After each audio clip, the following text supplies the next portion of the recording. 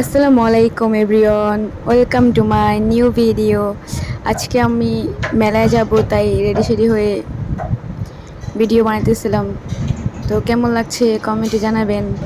তো এই তো নৌকায় সবাই মিলে এনজয় করতেছিলাম, আমি আমার চাচা তারপর ভাই সবাই মিলে একসাথে ঘুরতে গেছিলাম নৌকায়। খুবই ভালো লাগতেছিল ভিউটা। একটা ব্লগ করতেছি। তো তারপরেই তো মেলার ভিউ, কত সুন্দর কসমেটিক্স, এই যে